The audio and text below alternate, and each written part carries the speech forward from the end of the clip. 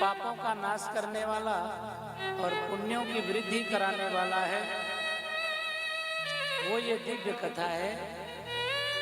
एक बार देवी पार्वती ने भगवान शंकर से पूछा, प्रभु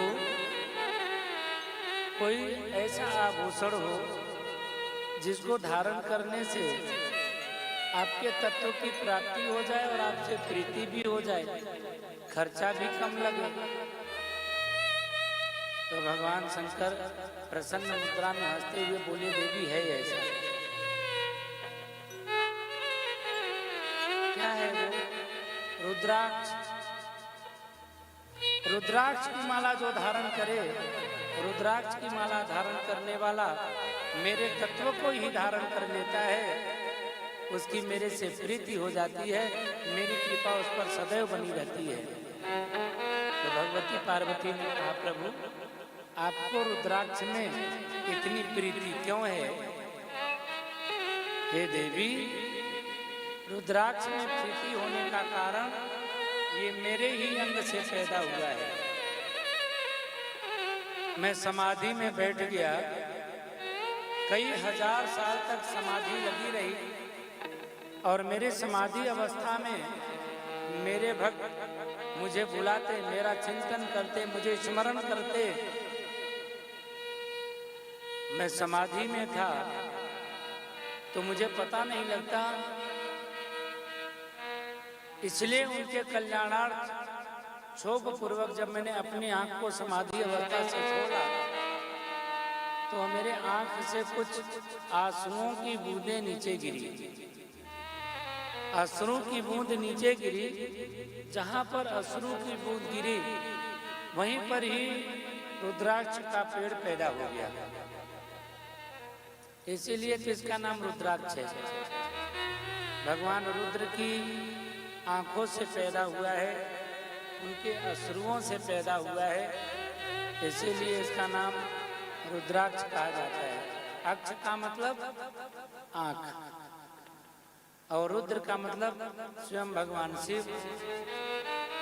जो रुद्राक्ष स्वयं भगवान शिव का ही अंश है, उन्हीं के तत्व से ये रुद्राक्ष पैदा हुआ। इसलिए जब ये रुद्राक्ष का वृक्ष पैदा हुआ, इससे फल निकला, वो सुंदर फल देखने में जो बड़ा हो, गोल हो, चिकना हो, सुंदर हो, उन्हीं फलों को धारण करना चाहिए।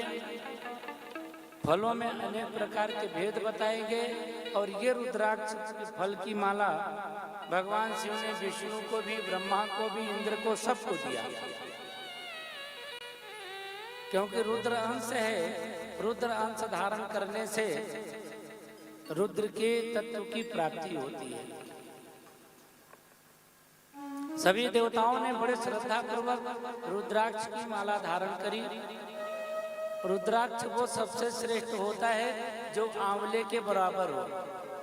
आंवले के बराबर, आंवले के जितना बड़ा रुद्राक्ष कामनाओं को पूर्ण करने वाला होता है, सबका मंगल करने वाला होता है। दूसरे नंबर का रुद्राक्ष होता है बेर के बराबर। बेर होता है ना, बेर के बराबर रुद्राक्ष होता है। ये रुद्राक्ष मध्यम श्रेणी का होता है। उसके बाद में जो छोटा छोटा रुद्राक्ष होता है चने के बराबर, ये निम्न श्रेणी का रुद्राक्ष कहा गया। ये 3 प्रकार के रुद्राक्ष बताए गए। इन 3 प्रकार के रुद्राक्षों में से जिस प्रकार जिसको सुलभ हो सके उन रुद्राक्षों को धारण करे, और धारण करने से पहले रुद्राक्ष को देख लेना चाहिए। पानी में डाल दो, पानी में डाल देने पर जो रुद्राक्ष नीचे बैठ जाता है वो असली रुद्राक्ष होता है, पका हुआ रुद्राक्ष होता है। जो रुद्राक्ष पानी में ऊपर तैरने लग जाए वो कच्चा रुद्राक्ष माना जाता है, उसे भद्राक्ष भी कहते हैं, और नकीला रुद्राक्ष भी हो सकता है। तो ये पहले प्रकार का परीक्षण है। दूसरे प्रकार से परीक्षण करने के लिए रुद्राक्ष गोल होना चाहिए, चिकना होना चाहिए, उसमें कीड़े लगे नहीं होना चाहिए, टेढ़ा मेढ़ा नहीं होना चाहिए, और रस्सी अपने आप उसमें डल जाए ऐसा छेद बना होना चाहिए। ये उत्तम प्रकृति का रुद्राक्ष कहा गया। जिसमें सुराग करना पड़े ये मध्यम प्रकृति का रुद्राक्ष माना जाता है। तो उत्तम प्रकृति का रुद्राक्ष धारण करें, आंवले के बरोबर धारण करें। पूरी माला नहीं धारण कर सकते तो एक मन का धारण करें। एक मन का आप जनेऊ में धारण कर सकते हैं और सोने में भी धारण कर सकते हैं, चांदी के चैन में भी बनाकर पहन सकते हैं। रुद्राक्ष के पहनने से जो बड़े वाला दाना है, इसके पहनने से ब्लड प्रेशर जैसी बीमारी खत्म हो नहीं हो लेकिन स्थिर हो जाती है, रुक जाती है, बढ़ता नहीं, घटता नहीं, अपनी जगह पर रुक जाता है। इसलिए रुद्राक्ष की माला पहनना चाहिए। रुद्राक्ष का मन का गले में जरूर धारण करना चाहिए, ब्लड प्रेशर वालों को तो खास करके।